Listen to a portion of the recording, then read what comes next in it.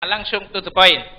Teman-teman aparat TNI yang saya hormati, nama saya Syarifuddin dari Desa Kajen Talang. Dari Desa Kajen Talang. ya. Perkenankan saya untuk menyegarkan suasana sekaligus tidak meninggalkan tema acara halaqah maulid, yakni dengan maulid Nabi Muhammad Sallallahu Alaihi Wasallam. Kita mendukung pemerintah menciptakan pemerintahan yang sehat untuk memperkokoh NKRI. Terkait dengan tema itu, perkenalkan saya ingin mendapatkan kejelasan yang sejelas-jelasnya dari Pak Kiai Syarif. Kebetulan saya juga namanya Syarif. Terkait tentang masalah dari kelompok komunitas orang-orang sawah, yakni Salafi Wahabi, itu yang berkali-kali lewat media massa, lewat kelompok, bahkan lewat beberapa partai selalu menggembar-gemborkan tentang adanya bahwa Indonesia atau NKRI ini adalah menganut madhab tauhid. Artinya kita sebagai orang Indonesia yang Islam hukumnya haram apabila ikut aturan atau sistem pemerintah NKRI ini. Yang pertama. Yang kedua, mohon untuk lebih dijelaskan terkait tentang masalah redaksi hadis yang kalau tidak salah selama ini saya keliling dengan teman-teman PW Ansor Jawa Tengah karena mendugas tugas dari Pak Haji Nusron PP Ansor tentang masalah hadis khilafah, di mana di hadis tersebut bahwa masa atau sistem khilafah itu dibatasi 30 tahun. Mohon untuk kiranya narasumber memberikan penjelasan yang seidharnya. Sedohirnya.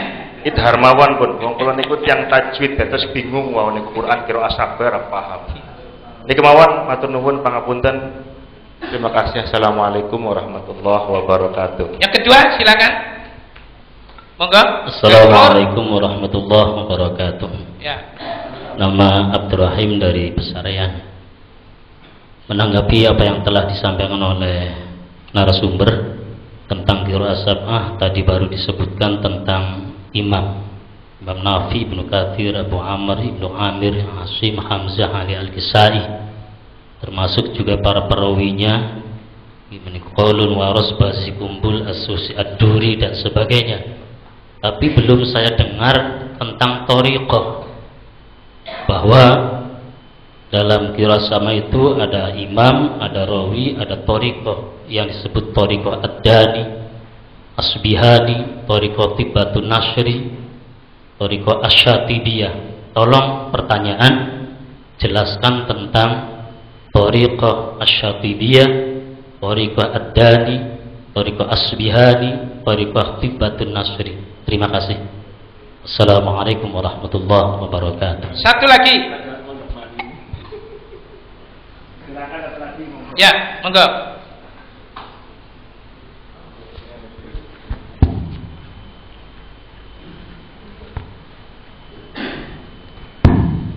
Assalamualaikum warahmatullahi wabarakatuh.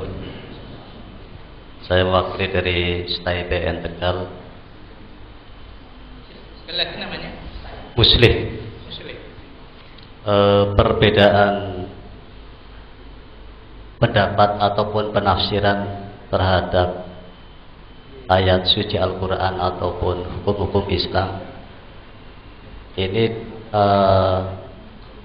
bisa ketika menggurita menjadi sebuah ideologi dan terjadi perpecahan.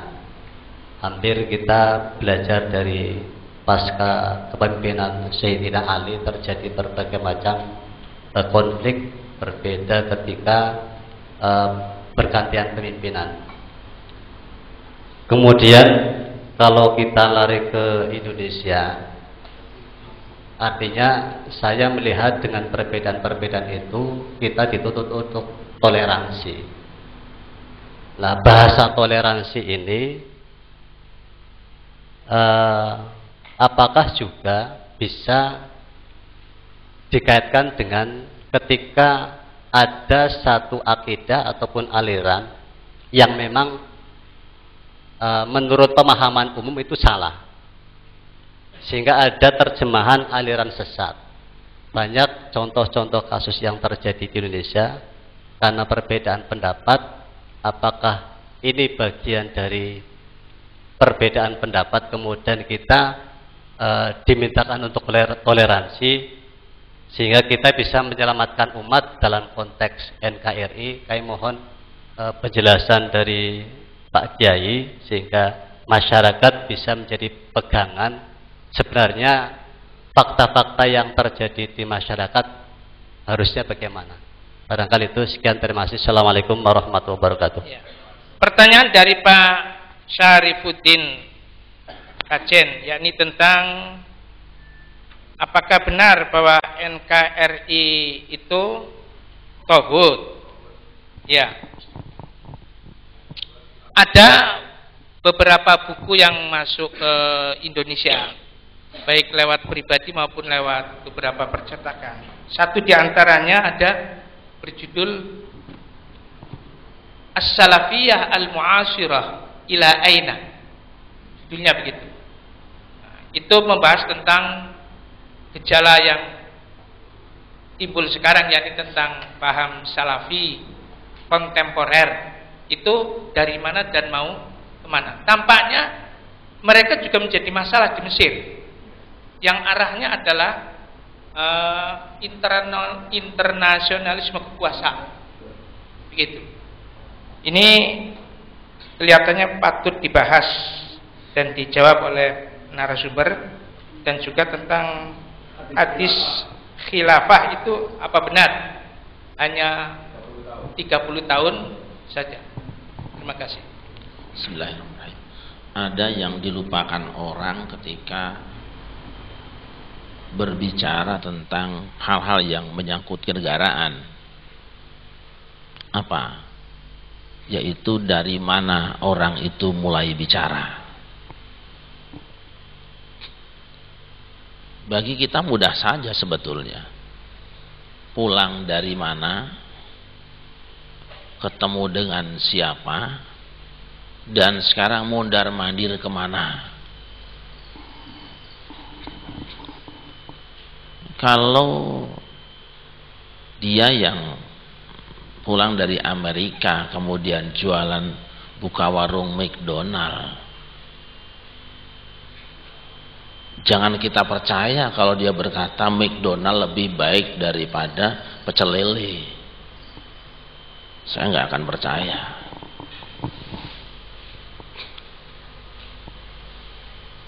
Bahkan kita harus waspada di balik pesan kualitas itu sebenarnya apa keuntungan dia dari negeri asalnya.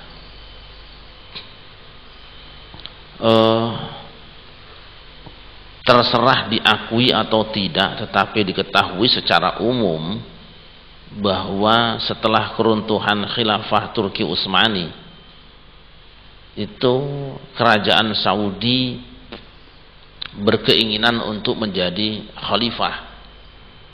Saya kira kita semua tahu itu. Teman-teman Hizbut Tahrir sangat memahami itu. Dan khilafah itu sendiri kemudian dalam ukuran terbatas mereka masih dalam bentuk kerajaan. Kerajaan sangat tidak mau ada pemilihan. Dia absolut. Oleh karena itu maka untuk mengamankan dirinya, dia tidak akan mampu tanpa penopang yang lainnya. Nah, penopang itu adalah bonsai-bonsai yang bisa dipasang kiri kanan panggung itu.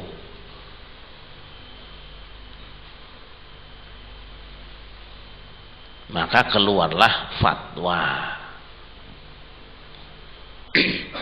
Adapun Indonesia, saya melihat sistem yang ada sudah bagus. Saya mencoba merenungkan satu ayat di dalam Al-Quran yang ini setahu saya yang bodoh itu belum pernah difahami begitu oleh para ulama terdahulu. Tapi tiba-tiba saya kok menangkap pesan itu. Alam tara ilal mala'i min bani Israil min ba'di Musa idh qalu li nabiyyin lahum ib'ath lana malikan nuqatil fi sabilillah قال هل عسيتم إن كتب عليكم القتال ألا تقاتلوا قالوا وما لنا ألا نقاتل في سبيل الله وقد أخرجنا من ديارنا وأبنائنا فلما كتب عليهم القتال تولوا إلا قليلا منهم والله عليم بالظالمين. Tidakkah kamu perhatikan kepada sekelompok orang dari Bani Israel ketika berkata kepada nabi mereka, angkatlah untuk kami seorang raja agar kami berperang di jalan Allah. Saya akan potong sampai di sini. Jadi Bani Israel itu mengirim beberapa orang, dalam bahasa kita wakil rakyat. Al-mala' min Bani Israel, tidak semua Bani Israel, perwakilan. Itu namanya DPR. Idh qalu li nabiyyin lahum, berkata kepada nabi mereka, Dewan Syuro bersidang di MPR. Untuk apa? Ib'ats lana malikan, angkatlah presiden. Kan sebenarnya sudah lempeng benar ini ayat. Benar bahwa kekuasaan di dalam negara kita sekarang dibagi menjadi 3 trias politika: eksekutif, legislatif, yudikatif. Tetapi di Islam juga dikenal itu, kecuali pada masa Rasulullah. Pada masa Rasulullah itu langsung legislatifnya beliau, eksekutifnya dia sendiri, yudikatifnya juga beliau. Karena hanya beliau yang bisa melakukannya. Tetapi pada masa berikutnya, pada masa khilafah ke bawah, itu sudah ada yang namanya al-qadhi, ada qadhi al-qudat. Kekuasaan sudah terbagi, ada khalifah sebagai eksekutif, ada qadhi sebagai yudikatif, ada mufti yang bisa diposisikan sebagai legislatif, meskipun fungsinya hanya untuk mendampingi keputusan hakim. Kalau sekarang Indonesia dianggap sebagai tauhid, mengapa tidak ditauhidkan orang yang menyerahkan kepemimpinan kepada anaknya yang tidak pintar-pintar itu, yang mewariskan kerajaan kepada anak cucunya? Kenapa tidak ditauhidkan? Saya kira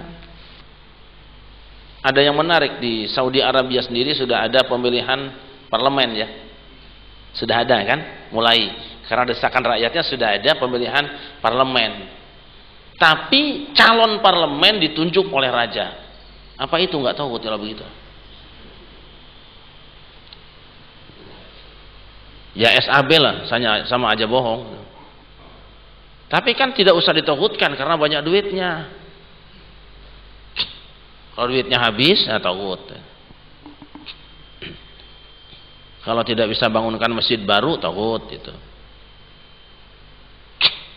Kenapa juga tidak dikatakan sesat rajanya yang jenggotnya dipotong terus, padahal fatwa mereka jenggot haram dipotong walaupun 1 senti sampai mati. Kok rajanya nggak disurat-suratin?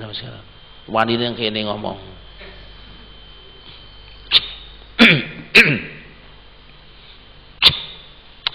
Hadis tentang salasuna sanah khilafah, itu kan ada hadis alaman haji nubuwah, ada khilafat 30 tahun yang masih menggunakan manhajun nubuwah. Nabi sendiri mengatakan, innar risalata wan nubuwata qat'at fala rasula ba'di wa la nabiyya walakin khulafa fayaksuru. Ada fayuksirun, ada fayaksuru. Khalifah itu akan banyak. Hanya saja yang menetapi manhajun nubuwah itu hanya 30 tahun. Itu yang saya paham.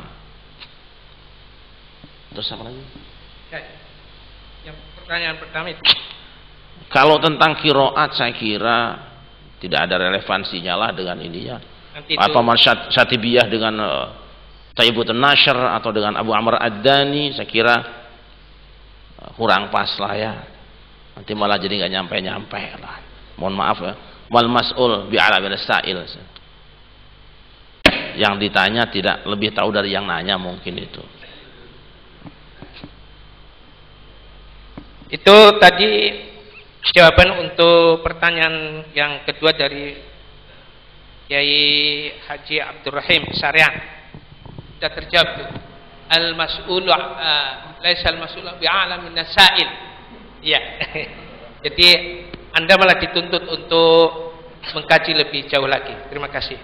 Kemudian dari Pak Musleh, ini ada tentang toleransi itu, apakah juga harus toleransi terhadap akidah yang dianggap sesat? Oh iya, ada batasan-batasan orang yang boleh ngomong. Ada batasan-batasan orang boleh berbeda. Tidak setiap perbedaan harus dihargai, tapi ada perbedaan yang harus dicurigai. Kapan perbedaan dihargai? Ketika yang melakukannya memang orang yang memiliki kapasitas. Kapan perbedaan harus dicurigai bahkan harus ditangkap? Kalau muncul fatwa aneh dari orang yang tidak berhak melakukan itu. Ayatnya kan jelas, fas'alu ahla dzikri in kuntum la ta'lamun. Tanya pada ahlinya. Nah memang kita sering dibenturkan dengan HAM di Indonesia ini. Padahal NU dari dulu sudah wanti-wanti dan sering baca doa. Ilahi sallimil ummah minal afati wan nikmah wa min ham tuh. Wa min ham. Terus ini plesetan lah, wa min ham min khummah itu.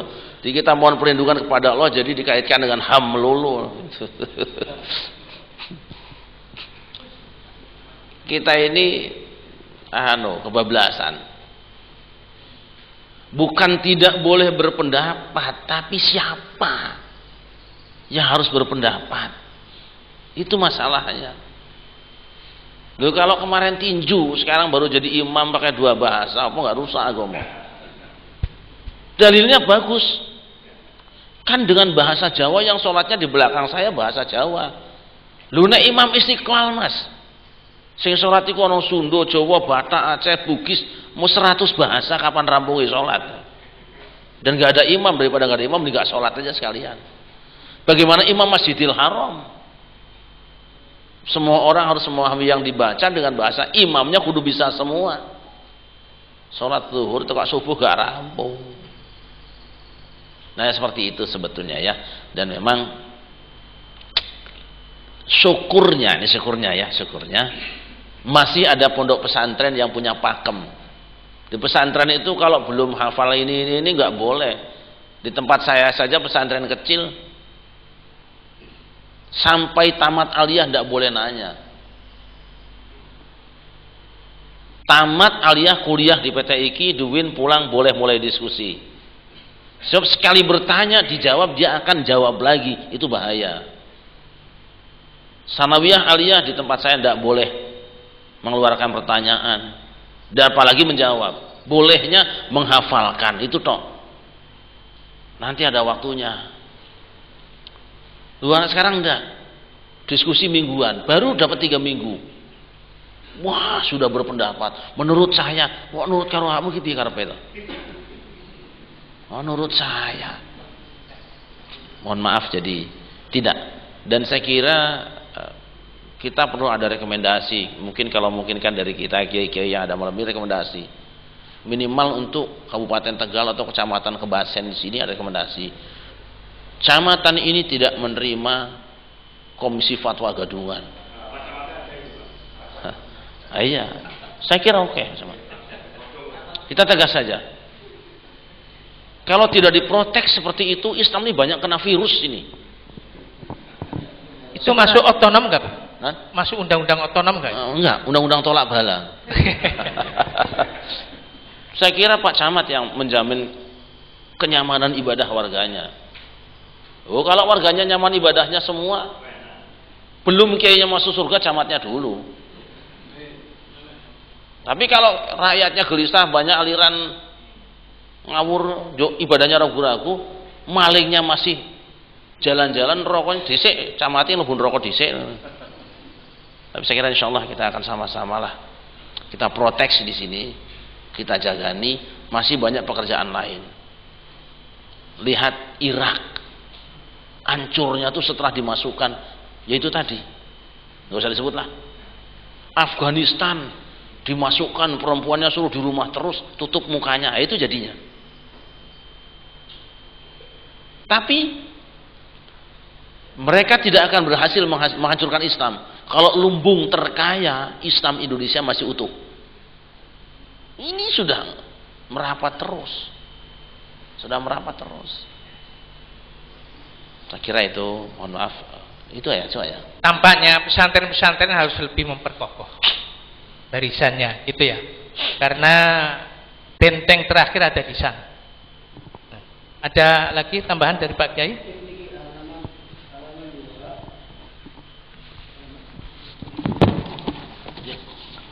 Halaman 2 di atas itu hadis ini tegas menyebutkan adanya itu. Hanya yang saya tanyakan, batasan ahlul baitnya bagaimana? Batasan ahlul bait. Ahlul bait itu innama yuridullah liyuthhirakum risa ahlul bait wa yutahhirakum tathhira. Dan mereka itu ada dalam salawat Allahumma shalli ala sayyidina Muhammadin wa ali sayyidina Muhammad. Siapa ahlul bait? Kalangan ahlus sunnah wal jamaah sendiri berikhtilaf tentang ahlul bait. Tetapi akhir hadis ini sebetulnya sudah menjawab. Di sini ada sudah di akhirnya. Hadis bagian akhir hadis itu sudah menjawab. Ali sallallahu min ahli baitihi, apakah